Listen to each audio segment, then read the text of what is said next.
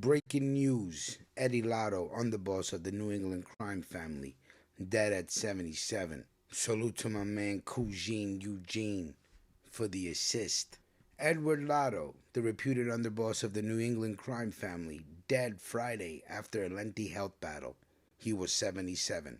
Lato of Johnston had been a longtime fixture in the Patriarca crime family with an underworld resume to show for it. His criminal career spanned 60 years and included more than 24 arrests and multiple convictions. His most recent stint in a federal prison ended in 2019 after his sentencing for his role in a scheme to shake down Rhode Island strip clubs for protection money and to extort $25,000 from a used car salesman. Lato was one of 9 defendants in a sweeping federal crackdown into the New England La Cosa Nostra that also took down the former mob boss Luigi Baby Shack's Monocchio. In the end, Lato pled guilty and received 9 years in a federal prison, the stiffest sentence of any defendant because of his lengthy criminal record. During that investigation, Lato was captured on an FBI recording complaining about the constant scrutiny he was under as a rising star in the crime family. Quote, "Every time I leave, there's someone looking at me. There's a guy on the corner in a car every fucking time," Lato said, according to a court filing. In May 2011, while he was embroiled in a federal investigation, Lato was caught up in a separate state police sting that netted 23 other suspects. Among them were notorious mobster Frank Bobo Marapisi,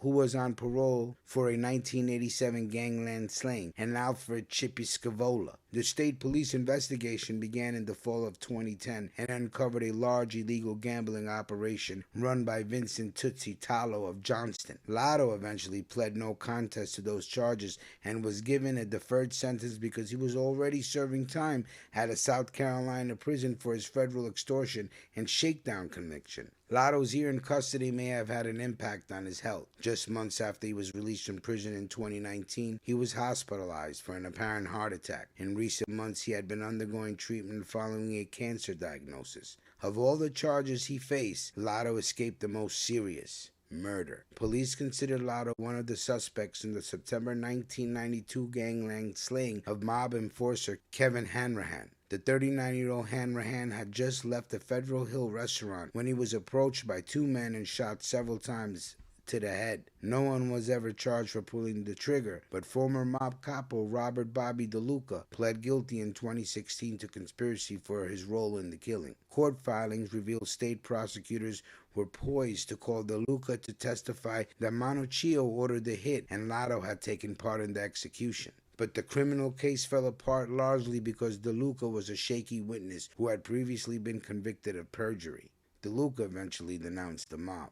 Lato was a short, stalky man who had bright white hair and a mild manner. The aging mafioso would calmly walk out of court hearings, acknowledging reporters but never providing any comment of substance. Lato, who had been a made member of the crime family for 40 years, became a capo in the crime family while Monocchio was the boss and ran a crew that operated a lucrative gambling ring in southern New England. He was identified in a 2022 state police affidavit as the underboss, with Carmen the Big Cheese Nunzio of Boston as the crime family's leader. Funeral arrangements have not been announced. As we always do on mob stories, may he rest in peace.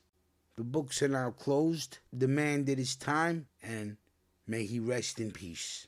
Big Rich, Queens, New York City, where we get busy mob stories, throwing a little sour diesel in the atmosphere. Let me know what city you're in, and let me know what you're smoking on. And we'll talk soon. Salute.